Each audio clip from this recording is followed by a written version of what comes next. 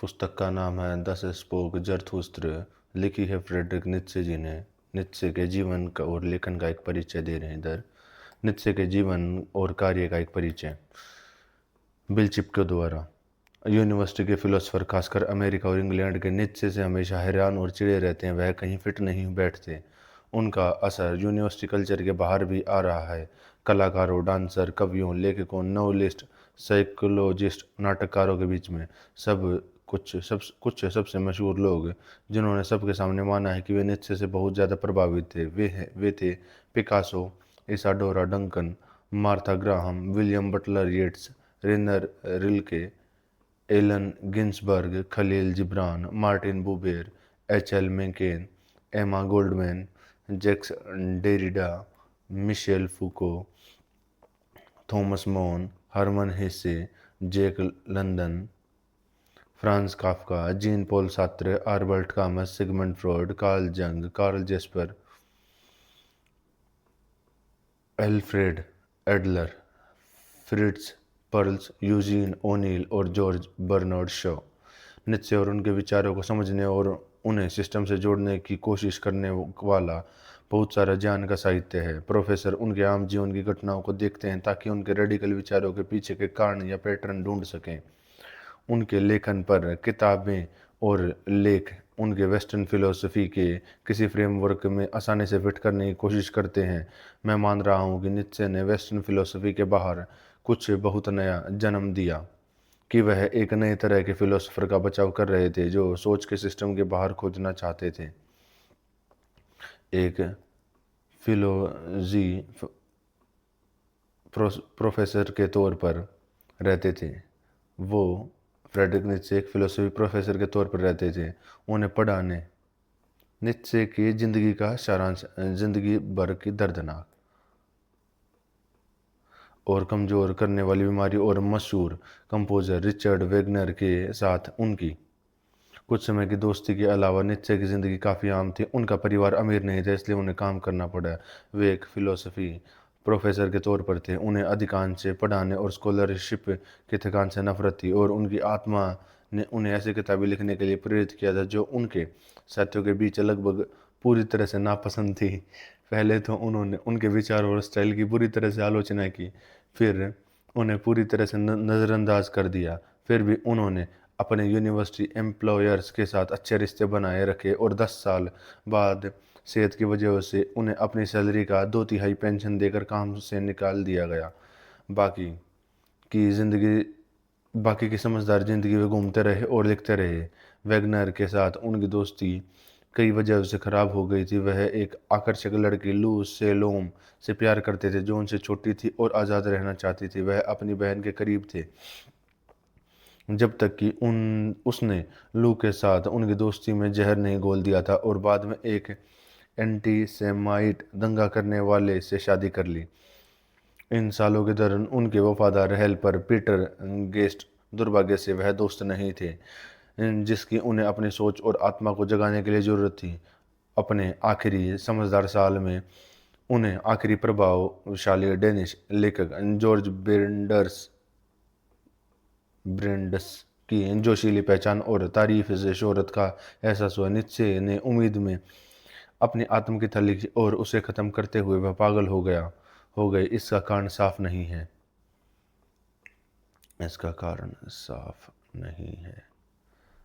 पुस्तक प्रारंभ। इस प्रकार जरथुस्त्र बोले। प्रस्तावना 1 जरथुस्त्र की प्रस्तावना। जब जरथुस्त्र 30 साल के थे तो उन्होंने अपना घर और घर की झील छोड़ दी और पहाड़ों में चले गए। वहाँ उन्होंने अपनी आत्मा और अकेलेपन का आनंद लिया और 10 साल तक इससे उबे नहीं। लेकिन आखिरकार उनका दिल बदल गया और एक सुबह गुलाबी भोर में उठकर वे सूरज के सामने गए और इस तरह बोले, हे महान तारे, तुम्हारी खुशी क्या होती अगर तुम्हारे पास ये न होते? आप किसको चमकाते? 10 साल से तुम मेरी गुफा तक चढ़ रहे हो। अगर मेरा बाज और मेरा सांप न होते तो तुम अपनी रोशनी और यात्रा से थक गए होते। लेकिन हमने हर सुबह आपका इंतजार किया। आपसे आपकी ज़रूरतें पूरी की और इसके लिए आपको आशीर्वाद दिया। देखो, मैं अपनी बुद्धि से थक गया हूँ, उस मधुमक्खी की तरह जिसने बहुत ज़्यादा शहद इकट्ठा कर लिया है। इसे लेने के लिए मुझे हाथ बढ़ाने की ज़रूरत है। मैं तो तब तक बाँटना और देना पसंद करूँगा जब तक कि समझदार लोग अपनी बेवकूफ़ी में और गरीब लोग अपनी दौलत में फिर से खुशी न पालें। इसलिए मुझे भी गहराई में उतना उतरना होगा जैसे तुम शाम को करते हो जब तुम समुद्र के पीछे जाते हो और पाताल लोक को भी रोशनी देते हो। हे तेज तारे, तुम्हारी तरह मुझे भी नीचे जाना होगा जैसा लोग कहते हैं, उनके पास मैं उतरूंगा। तो फिर हे शांत आँख, मुझे आशीर्वाद दो जो बिना जलन के सबसे बड़ी खुशी को भी देख सकती है। उस प्याले को आशीर्वाद दें जो छलकने वाला है, ताकि उसमें से सुनहरा पानी बहे और आपकी खुशी की झलक हर जगह फैले। देखो, यह प्याला फिर से खाली होने वाला है और जरथुस्त्र फिर से एक इंसान बनने वाला है। इस तरह जरथुस्त्र का पतन शुरू हुआ। प्रस्तावना 2। जरथुस्त्र अकेले पहाड़ से नीचे चला गया। कोई भी उससे नहीं मिला, लेकिन जब वह जंगल में घुसा तो अचानक उसके सामने एक बूढ़ा आदमी खड़ा था और जंगल में जड़ें ढूंढने के लिए अपनी पवित्र झोपड़ी से निकला। और बूढ़े आदमी ने जरथुस्त्र से कहा, यह घुमक्कड़ मेरे लिए कोई अजनबी नहीं है। कई साल पहले वह यहाँ से गुजरा था। उन्होंने जरथुस्त्र कहा जाता था उन्हें जरथुस्त्र कहा जाता था, लेकिन अब वे बदल गए हैं। तब तुम अपनी आंख अपनी राख पहाड़ों पर ले गए थे। क्या अब तुम अपनी आग घाटियों में ले जाओगे? क्या तुम्हें आग लगाने वाले वाले की सजा का डर नहीं है? हाँ, मैं जरथुस्त्र को पहचानता हूँ। उनकी आंखें पवित्र हैं, उनके मुंह में कोई नफरत नहीं है। वह एक डांसर की तरह नहीं चलता। जरथुस्त्र बदल गया। जरथुस्त्र एक बच्चा बन गया। जरथुस्त्र एक जागा हुआ व्यक्ति है। तुम सोए हुए लोगों की धरती पर क्या करोगे? जैसे समुंदर में तुम अकेले रहते हो और उसने तुम्हें सहारा दिया है। अफसोस, क्या अब तुम किनारे पर जाओगे? अफसोस, क्या तुम फिर से अपना शरीर खुद खींचोगे? जरथुस्त्र ने उत्तर दिया, मैं मानव जाति से प्रेम करता हूँ। संत ने कहा, मैं जंगल और रेगिस्तान में क्यों गया? क्या इसलिए नहीं कि मैं इंसानों से बहुत ज़्यादा प्यार करता था? अब मैं भगवान से प्यार करता हूँ, इंसानों से नहीं। इंसान मेरे लिए बहुत अधूरा है। इंसानों से प्यार करना मेरे लिए जानलेवा होगा। जरथुस्त्र ने जवाब दिया, क्या मैंने प्यार की बात की थी? मैं इंसानों के लिए एक तोहफा ला रहा हूँ। संत ने कहा, उन्हें कुछ मत दो। इसके बजाय उनके बोझ का कुछ हिस्सा ले लो और उसे अपने साथ ले जाओ। यह उनके लिए सबसे ज़्यादा अच्छा होगा, अगर अगर यह तुम्हें भी अच्छा लगे। लेकिन अगर आप उन्हें कुछ देना चाहते हैं तो उन्हें भीख से ज़्यादा कुछ न दे और उन्हें भीख मांगने दे। नहीं, जरथुस्त्र ने जवाब दिया, मैं कोई भीख नहीं देता। मैं इनके लिए इतना गरीब नहीं हूँ। संत जरथुस्त्र पर हंसे और बोले, तो फिर ध्यान रखना कि वे तुम्हारे खजाने स्वीकार कर लें। वे साधुओं पर भरोसा नहीं करते और यह नहीं मानते कि हम तोहफा लेकर आते हैं। सड़कों पर हमारे कदमों की आहट बहुत अकेली लगती है और रात में जब वे बिस्तर पर होते हैं और सूरज उगने से बहुत पहले पास से किसी आदमी के चलने की आवाज़ सुनते हैं तो वे खुद से पूछते हैं कि यह चोर कहाँ जा रहा है। इंसानों के पास मत जाओ, जंगल में रहो, बल्कि जानवरों के पास जाओ। क्यों? मेरे जैसा न हो। भालुओं में एक भालू, पक्षियों में एक पक्षी। और संत जंगलों में क्या करते हैं? जरथुस्त्र ने पूछा। संत ने उत्तर दिया, मैं गीत बनाता हूँ और उन्हें गाता हूँ।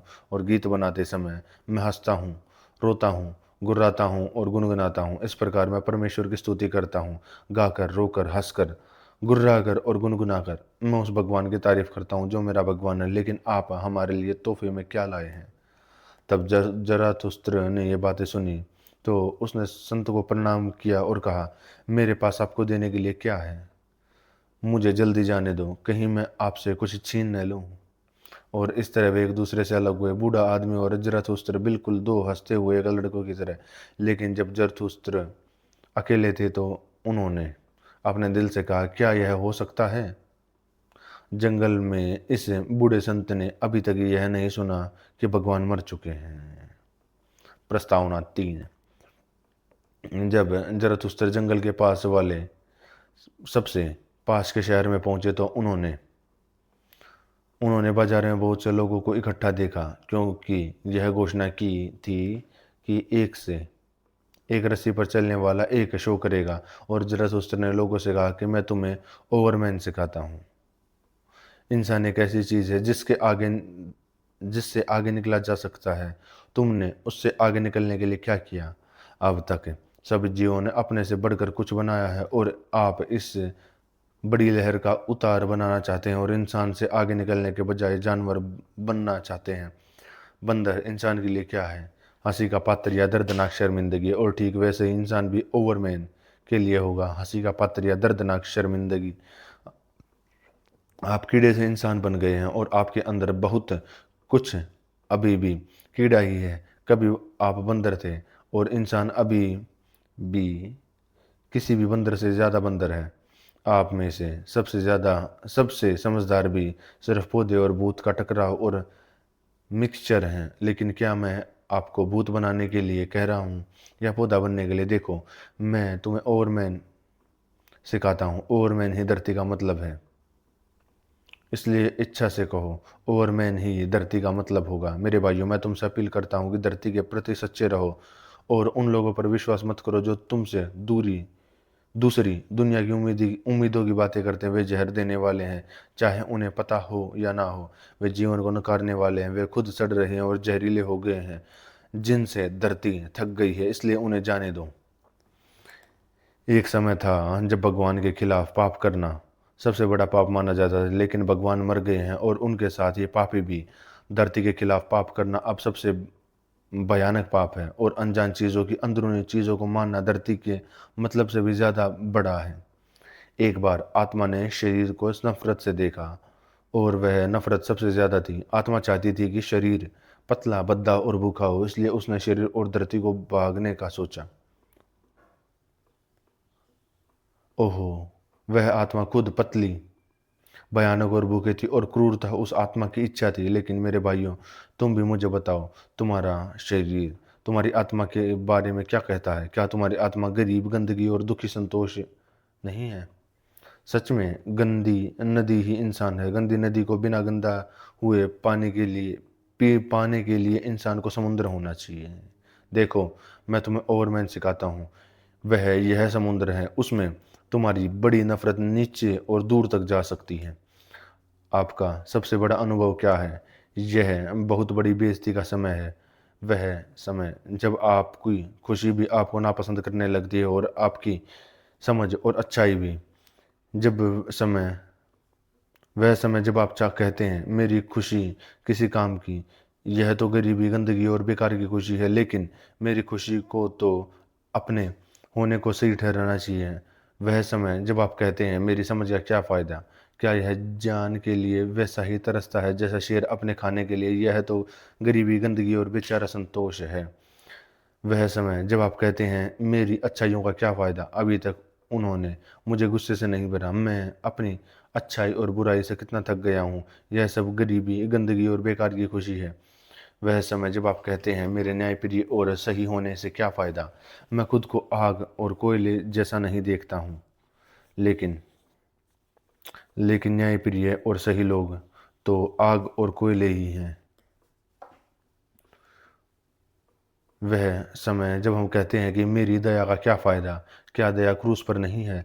तो इंसान से प्यार करता है, उसे किस तरह कीलों से ठोका जाता है, लेकिन मेरी दया सूली पर चढ़ाने की नहीं है।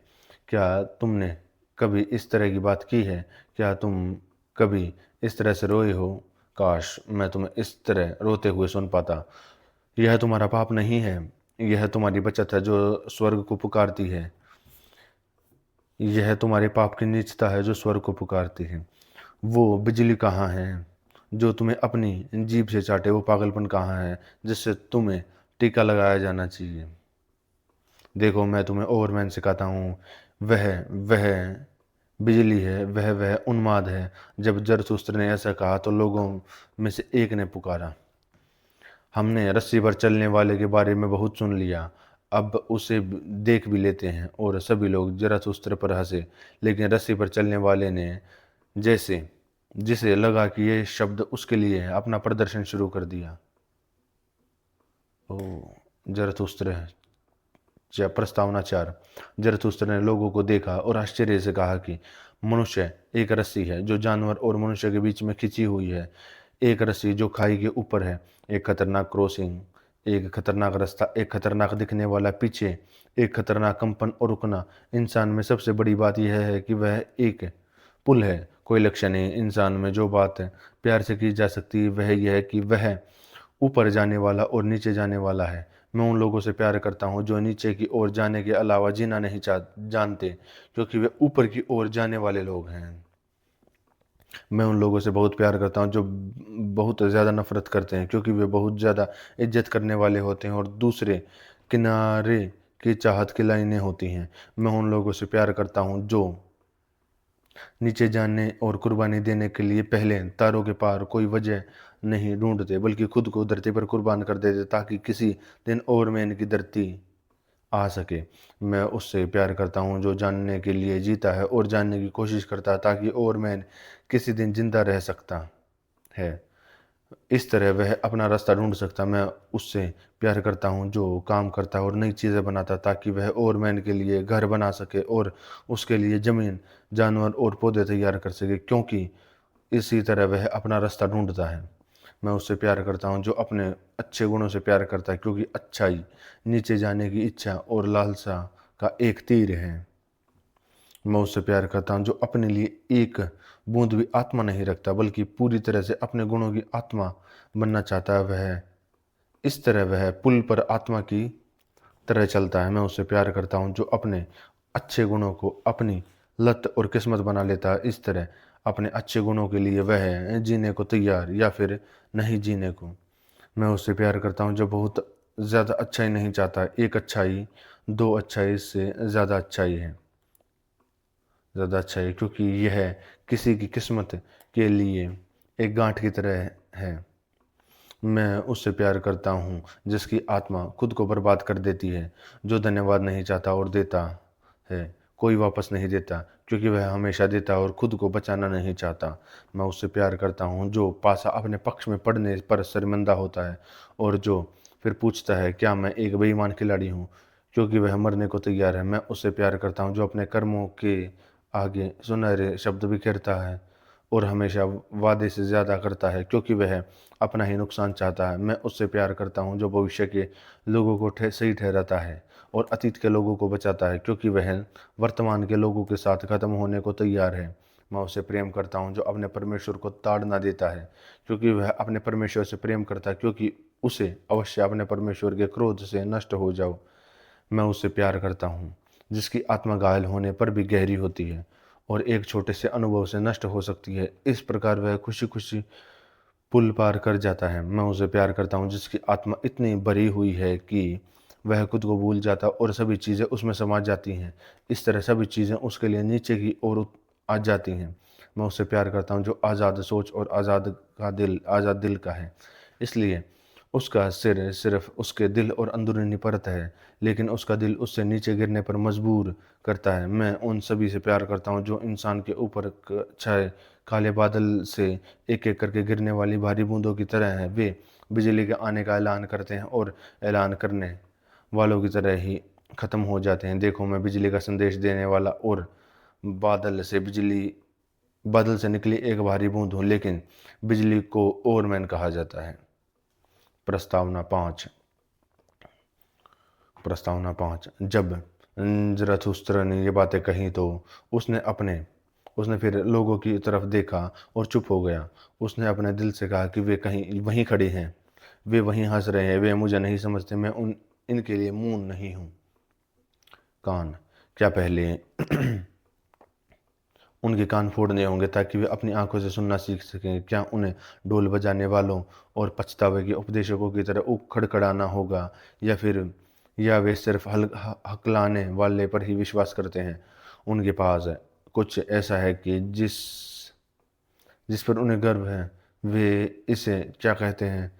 जिस पर उन्हें गर्व होता है वे इसे शिक्षा कहते हैं। यह उन्हें बकरी चराने वालों से अलग करता है, इसलिए वे खुद पर कंटेम्प्ट शब्द का इस्तेमाल सुनना पसंद नहीं करते। इसलिए मैं उनके गर्व की अपील करूंगा, मैं उनसे सबसे घटिया बात कहूंगा। हालांकि यह आखिरी आदमी है। और जरथुस्त्र ने लोगों से इस प्रकार कहा, अब समय आ गया है कि इंसान अपने लिए एक लक्ष्य तय करे।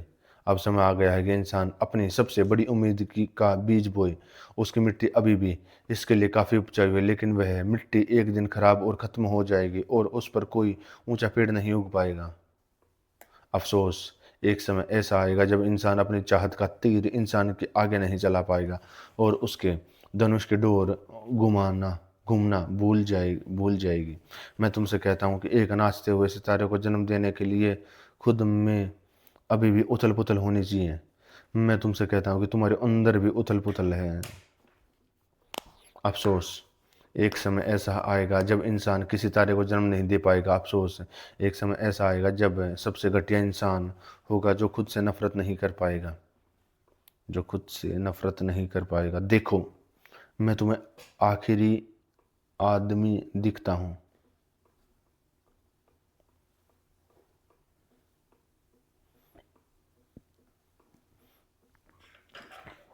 प्यार क्या है? क्रिस क्रिश्चियन क्या है? चाहत क्या है? स्टार क्या है? तो आखिरी आदमी पूछता है और पलकें झपकाता है। जब धरती छोटी हो गई और इस पर वह आखिरी आदमी रहता है जो हर चीज़ को छोटा बना देता है, उसकी नस्ल पिस्सू की तरह ख़त्म नहीं हो सकती। आखिरी आखिरी आदमी सबसे ज़्यादा जीता है। आखिरी आदमी सबसे ज़्यादा जीता है। हमने खुशी का आविष्कार किया, आखिरी आदमी कहते हैं और वे पलकें झपकाते हैं। उन्होंने वो इलाके छोड़ दिए हैं जहाँ रहना मुश्किल था, क्योंकि उन्हें गर्मी चाहिए होती है। वे अभी भी अपने पड़ोसी से प्यार करते हैं और उससे रगड़ते हैं, क्योंकि उन्हें गर्मी चाहिए होती है। बीमार पड़ना और भरोसा न करना वे पाप समझते हैं। वे पाप समझते सावधानी से आगे बढ़ना वह मूर्ख है जो अब भी पत्थरों या इंसानों से ठोकर खाता है। कभी कभी थोड़ा जहर, इससे अच्छे सपने आते हैं और आखिर में बहुत जहर एक अच्छी मौत के लिए। काम तो करना ही पड़ता है क्योंकि काम में मजा आता है, लेकिन ध्यान रखना पड़ता है कि कहीं यह मनोरंजन हम आप पर हमला न कर दे। अब कोई गरीब या अमीर नहीं होता, दोनों ही बहुत बोझिल हैं। अब कौन राज करना चाहता है, अब कौन आज्ञा मानना चाहता है? दोनों ही बहुत बोझिल हैं, एक चरवाहा और एक झुंड नहीं। एक हर एक हर कोई एक जैसा चाहता है, हर कोई एक जैसा है। जो अलग तरह से महसूस करता है वह अपनी मर्जी से पागल खाने में चला जाता है। पहले सारी दुनिया पागल थी, सबसे समझदार लोग कहते हैं, और वे जल पल के झपकाते हैं। वे चालाक हैं और जो कुछ भी हुआ है उसे जानते हैं, इसके लिए उनके मजाक का कोई अंत नहीं है। लोग अभी भी झगड़ते हैं, लेकिन वे जल्द ही सुलह कर लेते हैं, नहीं तो इससे उनका पाचन खराब हो सकता है। दिन में उनके अपने छोटे मोटे सुख होते हैं और रात में भी उनके अपने छोटे मोटे सुख होते हैं, लेकिन वे सेहत का ध्यान रखते हैं। आखिर आदमी कहते हैं हमने खुशी बनाई है और वे पल के झपकाते हैं। और यहीं पर जरथुस्त्र का पहला भाषण खत्म हुआ, जिसे द प्रोलोंग भी कहा जाता है, क्योंकि इसी समय भीड़ के चिल्लाने और खुशी ने उसे रोक दिया। हमें यह आखिरी आदमी दे दो। जरथुस्त्र वे चिल्लाए, हमें ये आखिरी आदमी बना दो, फिर हम तुम्हें ओवरमैन का तोहफा देंगे। सभी लोग हंसे और अपनी जीभ चटकाने लगे, लेकिन जरथुस्त्र दुखी हो गए और उन्होंने अपने दिल में कहा, वे मुझे नहीं समझते, मैं इन कानों के लिए मुंह नहीं हूँ। शायद मैं पहाड़ों में बहुत ज़्यादा समय तक रहा हूँ, बहुत ज़्यादा समय तक मैंने झरनों और पेड़ों की बातें सुनी हैं। अब मैं उनसे बकरियों की तरह बात करता हूँ। मेरी आत्मा शांत है और सुबह के पहाड़ों की तरह साफ है, लेकिन वे सोचते हैं कि मैं ठंडा हूँ और डरावने मजाक करने वाला हूँ।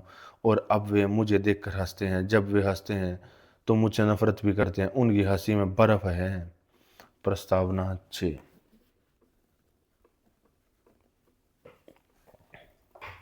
प्रस्तावना 6। फिर कुछ ऐसा हुआ जिससे हर कोई चुप हो गया और हर कोई आंखें टिकाई बैठा था। इस बीच रस्सी पर चलने वाले ने अपना शो शुरू कर दिया। वह एक छोटे से दरवाजे से बाहर आया और उस रस्सी पर चल रहा था जो दो टावरों के बीच फैली हुई थी, ताकि वह बाजार और लोगों के ऊपरी लटक रही।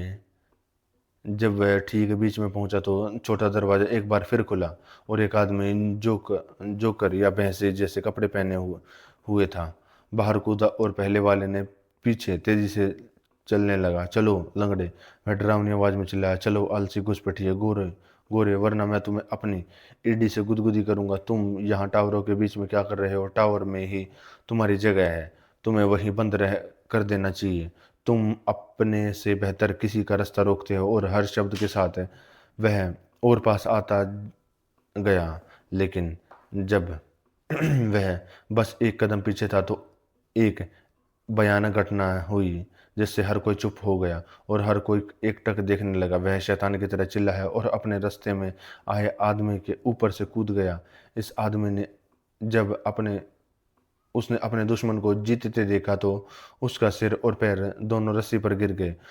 उसने अपनी छड़ी फेंक दी और वह और भी तेजी से नीचे गहराई में गया और हाथ पैरों का एक भंवर बाजार और लोग तूफान में समुद्र की तरह थे। वे एक दूसरे से और दूर और एक दूसरे के ऊपर से भाग रहे थे, खासकर जहां शरीर जमीन से टकराने वाला था। लेकिन जरथुस्त्र वहीं खड़ा रहा और उसके ठीक बगल में गिर गया। शरीर बुरी तरह से घायल और बिगड़ा हुआ था, लेकिन अभी मरा नहीं था। थोड़ी देर बाद उस टूटे हुए आदमी को होश आ गया और उसने जरथुस्त्र को अपने पास घुटने के बल बैठे देखा। तुम यहाँ क्या कर रहे हो? उसने आखिर आखिर में कहा। मुझ मुझसे बहुत पहले से पता था कि शैतान मुझे फंसाएगा। अब वह मुझे नरक में घसीट रहा है। क्या तुम उसे रोकोगे?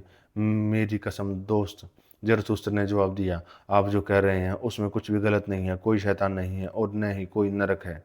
आपकी आत्मा आपके शरीर से भी जल्दी मर जाएगी, इसलिए अब और मत डरो।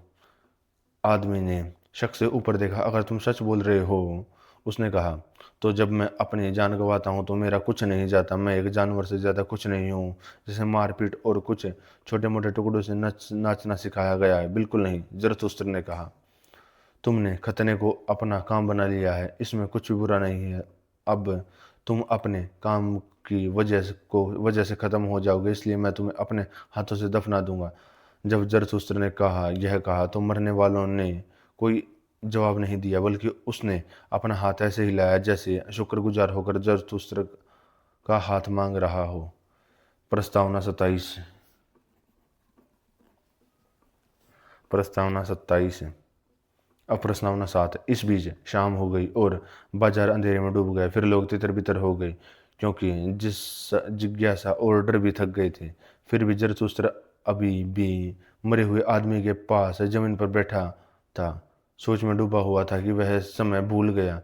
आखिर में रात हो गई और उस अकेले आदमी पर ठंडी हवा चली। तब जरथुस्त्र उठा और अपने दिल से कहा, सच में आज जरथुस्त्र ने बहुत अच्छी मछलियाँ पकड़ी हैं। उसने कोई आदमी नहीं बल्कि एक लाश पकड़ी है। इंसान का होना अजीब है और अभी तक बिना किसी मतलब का है। एक विदूषक किसी इंसान की किस्मत और मौत बन सकता है। मैं इंसानों को उनके होने का मतलब सिखाना चाहता हूँ, जो कि ओवरमैन है। इंसान के काले बादल से जिन बिजली की चमक है, लेकिन मैं अभी भी उनसे दूर हूँ और मेरी समझ उनकी समझ से बात नहीं करती। लोगों के लिए मैं अब भी मूर्ख और लाश के बीच बीच की चीज़ हूँ। रात अंधेरी है। रास्ते जरथुस्त्र के रास्ते भी अंधेरे हैं। आओ तुम ठंडे और सख्त सख्त साथी, मैं तुम्हें उस जगह ले जाऊंगा जहां मैं तुम्हें अपने हाथों से दफना दूंगा। प्रस्तावना 8। प्रस्तावना 8। जरथुस्त्र ने अपने दिल में यह कहा तो उसने लाश को अपने कंधे पर रखा और अपने रास्ते पर निकल पड़ा।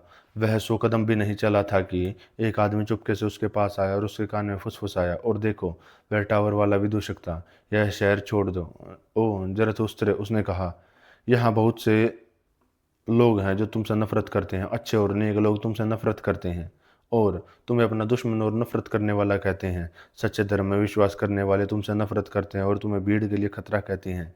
यह तुम्हारी किस्मत थी कि तुम्हारा मजाक उड़ा गया और सच में तुमने एक विदूषक की तरह बात की। यह तुम्हारी अच्छी किस्मत थी कि तुम्हें मरे हुए कुत्ते के साथ रहना पड़ा। खुद को इस तरह बेइज्जत करके तुमने आज के लिए अपनी जान बचाई, लेकिन यह शहर छोड़ दो, नहीं तो कल मैं तुम्हारे ऊपर से कूद जाऊंगा। एक जिंदा आदमी को एक मरे हुए आदमी से ऊप- एक जिंदा आदमी को एक मरे हुए आदमी के ऊपर से। और जब उसने यह कहा तो विदुषी गायब हो गया, लेकिन जरथुस्त्र अंधेरी गलियों से गुजरता रहा। शहर के गेट पर कब्र खोदने वाले उससे मिले। उन्होंने उसके चेहरे पर अपनी टॉर्च चमकाई और जरथुस्त्र को पहचान कर उन्होंने उसका बहुत मजाक उड़ाया। जरथुस्त्र मरे हुए कुत्ते को ले जा रहा है। यह अच्छी बात है कि जरथुस्त्र कब्र खोदने वाला बन गया है, क्योंकि हमारे हाथ इस रोस्ट के लिए बहुत साफ है। क्या जरथुस्त्र शैतान से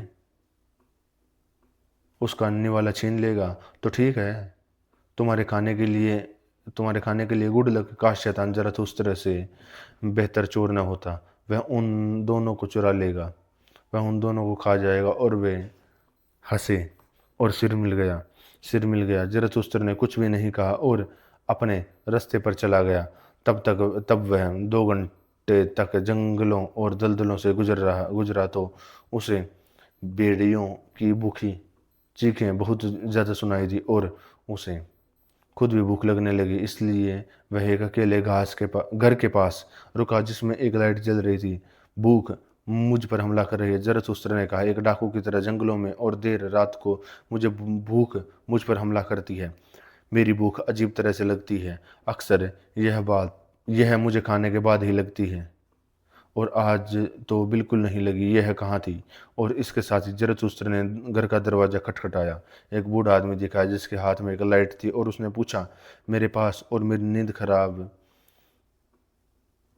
में कौन आता है? एक जिंदा आदमी और एक मरा हुआ आदमी। ज़रथुस्त्र ने कहा, मुझे कुछ खाने पीने को दो। मैं दिन में इसके बारे में भूल गया था। जो खिलाता है भूखा अपनी आत्मा को तरोताजा करता है, इस प्रकार जान बोलता है। बूढ़ा आदमी वापस अंदर गया, लेकिन थोड़ी देर में वापस आया और ज़रथुस्त्र को एक रोटी और शराब दी। उसने कहा कि भूखों के लिए यह बुरा देश है, इसलिए मैं यहाँ रहता हूँ। जानवर और इंसान मेरे पास आते हैं साधु, लेकिन अपने साथी को भी खाने पीने के लिए कहो, वह तुमसे ज़्यादा थका हुआ है। ज़रथुस्त्र ने जवाब दिया, मेरा साथी मर चुका है, मैं उसे शायद ही मना पाऊँ। बूढ़े आदमी ने चिढ़कर कहा, मुझे कोई फर्क नहीं पड़ता।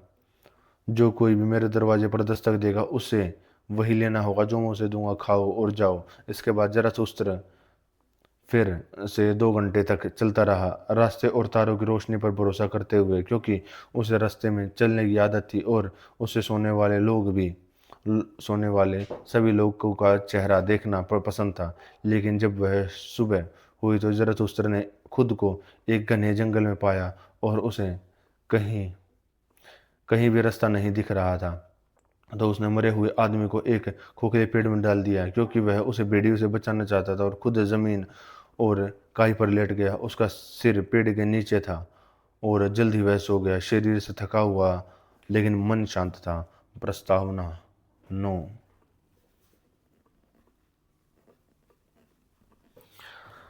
प्रस्तावना 9। ज़रथुस्त्र बहुत देर तक सोता रहा, और न सिर्फ उसके चेहरे पर गुलाबी सुबह गुजरी बल्कि सुबह भी। आखिरकार उसकी आंखें खुली। हैरान होकर उसने जंगल और शांति को देखा। हैरान होकर उसने खुद को देखा। फिर वह जल्दी से उठा, जैसे कोई नाविक अचानक जमीन को देख लेता, और वह खुश हुआ क्योंकि उसने एक नई सच्चाई देखी थी। और उसने अपने दिल से कहा कि मुझ पर एक रोशनी चमकी है। मुझे साथियों की ज़रूरत है, जिंदा साथियों की, न कि मरे हुए साथियों और लाशों की, जिन्हें मैं चाहूँ जहाँ चाहूँ अपने साथ ले जाऊँ। लेकिन मुझे ऐसा साथी चाहिए जो मेरे पीछे आए, क्योंकि वे खुद मेरे पीछे आना चाहते हैं जहां भी मैं चाहूं। मुझे एक रोशनी मिली है। ज़रथुस्त्र लोगों से नहीं बल्कि साथियों से बात कर रहे हैं। ज़रथुस्त्र झुंड के लिए चरवाहा और भेड़ का कुत्ता नहीं बनेंगे।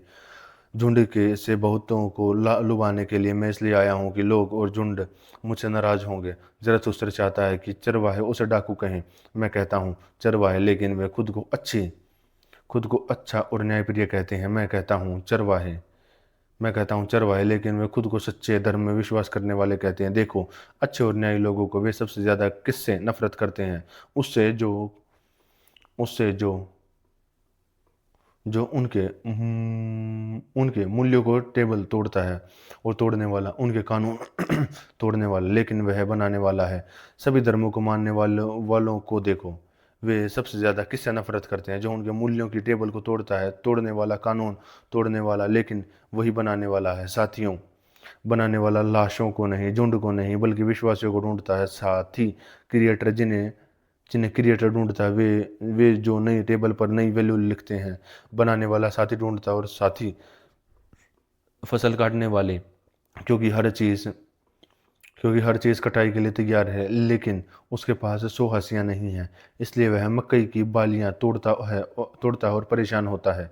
साथी बनाने वाला उन्हें ढूंढता है, और ऐसे लोग जो जो अपनी हंसिया तेज करना जानते हैं उन्हें तोड़ने वाले और अच्छाई और बुराई का नज़रअंदाज करने वाला कहा जाएगा, लेकिन वे फसल काटने वाले और खुशियां मनाने वाले हैं। जरतुस्त्र साथी बनाने वालों को ढूंढ रहा है, साथी फसल काटने वालों और साथी खुशियों को ढूंढ रहा है, और उसे झुंड चरवाहों और लाशों को से क्या लेना देना। और मेरे तुम मेरे पहले साथी, अलविदा। मैंने तुम्हें तुम्हारे खोखले पेड़ में रहने अच्छी तरह से दफना दिया है, मैंने तुम्हें बेड़ियों से छिपा दिया, लेकिन मैं तुमसे अलग हो रहा हूँ, समय आ गया है। गुलाबी सुबह और गुलाबी के बीच सुबह होते ही मुझे एक नई सच्चाई का एहसास हुआ है। मैं चरवाहा नहीं बनूंगा, मैं कब्र खोदने वाला नहीं बनूंगा, मैं अब लोगों से बात नहीं करूंगा, क्योंकि मैंने आखिर बार मरे हुए से बात की है। मैं बनाने वालों, फसल काटने वालों और खुश होने वालों के साथ मिलूंगा। मैं उन्हें इंद्रधनुष और ओवरमैन तक जाने के लिए सभी कदम से दिखाऊंगा। मैं साधुओं के लिए अपना गीत गाऊंगा अकेले, और दो लोगों के लिए मैं अपना गीत गाऊंगा, और जो कोई भी अभी भी अनसुनी बातों के लिए कान लगाए हुए हैं, मैं उनका दिल और अपनी अपनी खुशी से भारी कर दूंगा। मैं अपने लक्ष्य की ओर बढ़ता हूँ। मैं अपने रास्ते पर चलता हूँ। जो हिचकिचाते हैं और पीछे रह जाते हैं, मैं उन पर से छलांग लगाऊंगा। इस तरह मेरा जाना उनका नीचे आना हो। प्रस्तावना 10, जरथुस्त्र।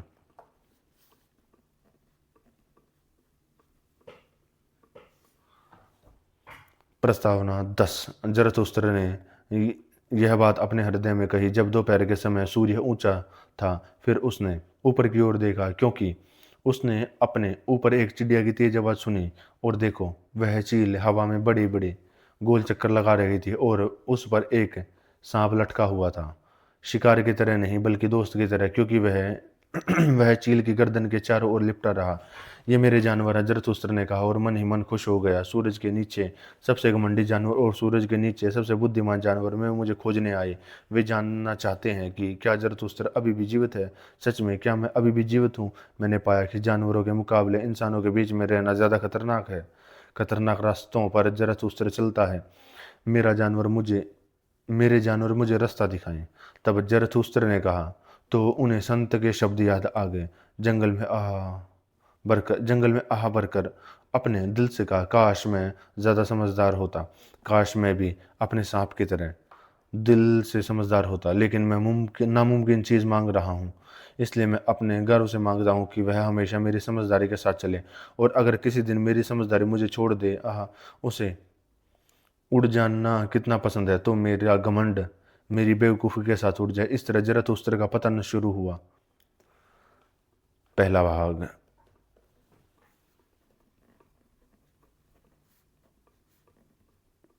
पहला भाग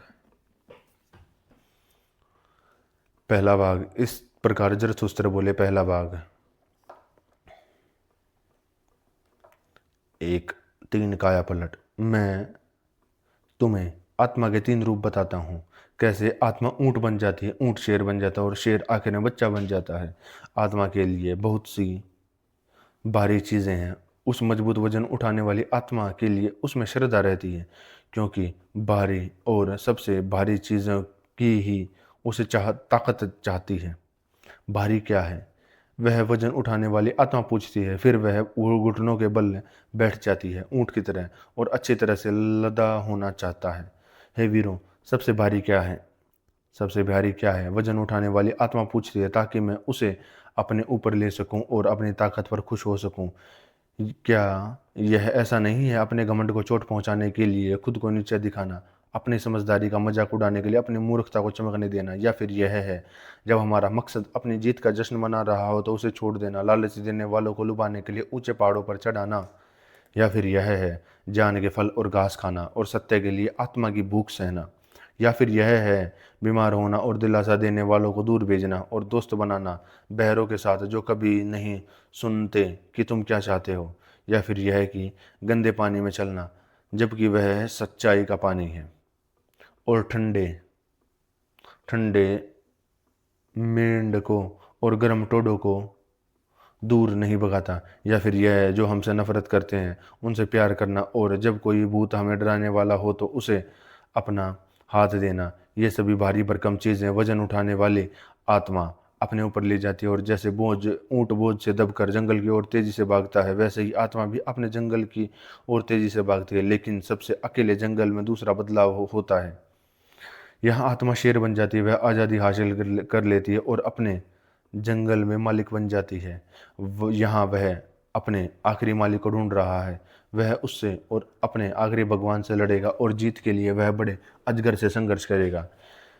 वह बड़ा अजगर क्या है जिसे आत्मा अब प्रभु और परमेश्वर कहने के लिए तैयार नहीं है? तुम करोगे?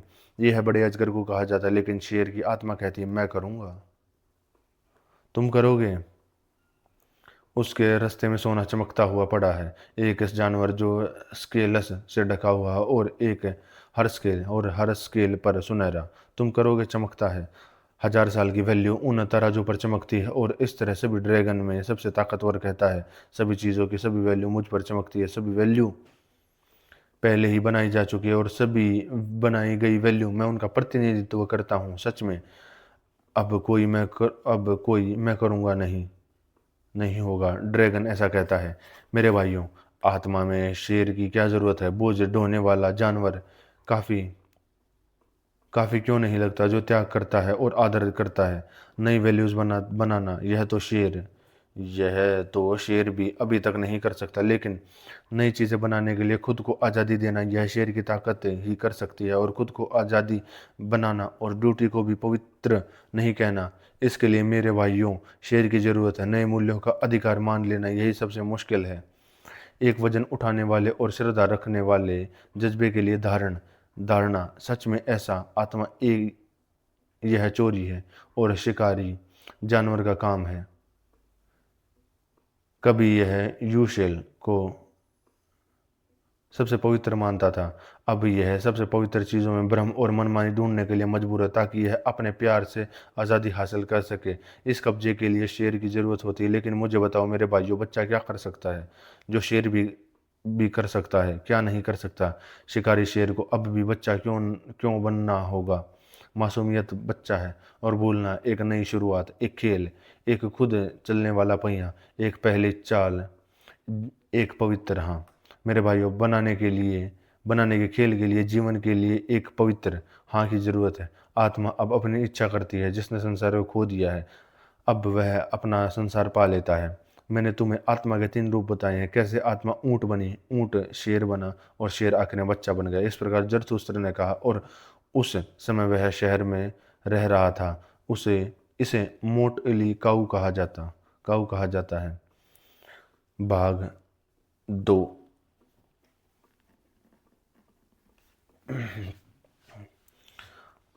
भाग 1-2 सद्गुण की अकादमिक कुर्सियां। लोगों ने जरथुस्त्र को एक बुद्धिमान आदमी की सलाह दी जो नींद और अच्छाई के बारे में अच्छी तरह से बातें कर सके। उसे उसके लिए बहुत सम्मान और इनाम मिला और सभी जवान उसकी कुर्सी के सामने बैठ गए। जरथुस्त्र उसके पास गया और उसकी कुर्सी के सामने जवानों के बीच बैठ गया और बुद्धिमान ने इस तरह कहा बुद्धिमान आदमी नींद आने पर इज्जतदार और शर्मीले बने, यह पहली बात है। और उस सभी से बचे जो ठीक से नहीं सोते और रात में जागते रहते हैं। नींद में चोर भी शर्माता है, वह हमेशा धीरे से चोरी करता है रात भर, लेकिन रात का पहरेदार बेशर्म है, बेशर्मी से वह अपना सींग लेकर चलता है। सोना कोई छोटी कला नहीं है, इसके लिए जागते रहना जरूरी है। पूरे दिन में 10 बार आपको खुद पर काबू पाना होगा, इससे सेहतमंद चीज़ें मिलती हैं। थकान और आत्मा के लिए अफीम है। 10 बार फिर से खुद को समझौता करना होगा, क्योंकि जीतना ही जीतना है। कड़वाहट और जो मेल मिलाप नहीं करते उन्हें नींद नहीं आती। कड़वाहट और मेल मिलाप नहीं करते उन्हें नींद नहीं आती।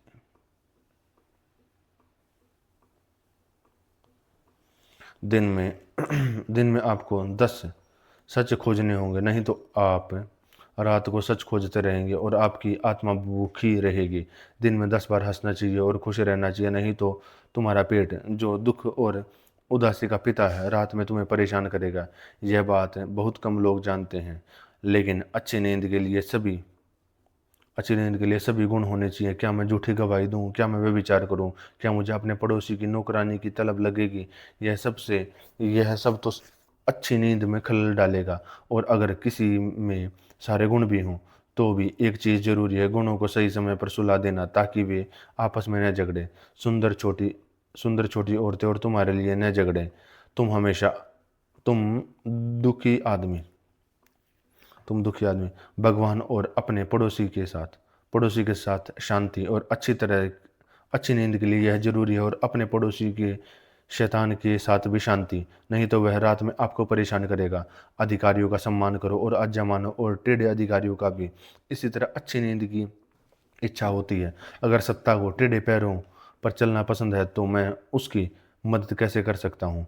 जो अपनी भेड़ों को सबसे हरे भरे चरगाह में ले जाता है वह हमेशा के लिए सबसे अच्छा चरवाहा होगा। वह अच्छी नींद के साथ रहता है। मुझे बहुत सारे सम्मान का बड़े खजाने की इच्छा नहीं है, वे मुझे उत्तेजित करते हैं। लेकिन अच्छा नाम और अच्छा नाम थोड़े से खजाने के बिना नींद खराब होती है। कुछ लोगों का साथ मेरे लिए बुरी संगत से ज़्यादा है, लेकिन उन्हें सही समय पर आना और जाना चाहिए। इस यह अच्छी नींद के साथ होता है। इसके अलावा मन से गरीब लोग मुझे बहुत खुश करते हैं। वे नींद को बढ़ावा देते हैं। वे धन्य हैं, खासकर अगर कोई उन्हें बताए और कोई उन्हें हमेशा बताए कि वे सही हैं। इस तरह नेक लोगों का दिन बीतता है। जब शाम आती है तो मैं ध्यान रखता हूँ कि नींद न आए, और उसे बुलाना पसंद नहीं। नींद नेकियों की मालिक। इसके बजाय मैं सोचता हूँ कि मैंने दिन भर क्या किया है और क्या सोचा। सोचते हुए गाय की तरह सब्र रखते हुए मैं खुद से पूछता हूँ, तुमने 10 बार क्या जीता, और 10 मेल मिलाप, 10 सत्य और 10 क्या थे। वो हंसी जिससे मेरा दिल खुश होता है। इस तरह सोचते हुए 40 विचारों से झूलते हुए यह मुझ पर एक साथ हावी हो जाता है। नींद जिसे बुलाया नहीं गया, गुणों का स्वामी। नींद मेरी आंखों पर दस्तक देती है और यह भारी हो जाती है। नींद मेरे मुंह को छूती है और यह खुला रहता है। सच में यह मेरे पास नरम तलवों पर आता है, जो चोरों में सबसे प्यारा है, और मुझे मुझसे मेरे विचार चुरा लेता है। मैं तो बेवकूफ़ खड़ा हो जाता हूँ इस एकेडमी की कुर्सी की तरह। लेकिन अब मैं ज़्यादा देर खड़ा नहीं रहूँगा। मैं पहले से ही लेटा हुआ हूँ। जब जरथुस्त्र ने उससे बुद्धिमान आदमी से ऐसा कहते सुना तो वह मन ही मन हंसा, क्योंकि उसे एक रोशनी मिल गई थी। और उसने अपने दिल से कहा, यह बुद्धिमान आदमी अपने 40 विचारों के साथ एक मूर्ख लगता है, लेकिन मुझे विश्वास है कि वह अच्छी तरह से सोना जानता है। खुदकिस्मत है वो जो इस समझदार आदमी के पास रहता है। ऐसी नींद फैलाने वाली होती है। मोटी दीवार के पार यह फैलने वाली होती है। उनकी प्रोफेसर वाली कुर्सी में भी जादू है, और युवा बेकार में ही अच्छे काम के उपदेशक के सामने बैठे हैं।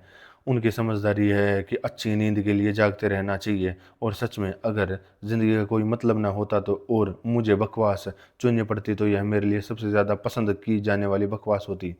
अब मैं अच्छी तरह जानता हूँ कि पहले लोग सबसे ज़्यादा क्या चाहते हैं।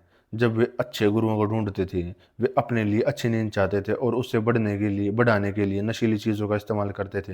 एकेडमिक चेयर्स के लिए, सभी प्रशंसित संतों के लिए बिना सपनों की नींद थी। वे जीवन का कोई बड़ा महत्व नहीं जानते थे। आज भी पक्का इस नेकी के उपदेशक जैसे कुछ लोग हैं, और हमेशा इतने इज्जतदार नहीं होते, लेकिन उनका समय निकल चुका है और वे ज़्यादा दिन टिके नहीं रहते।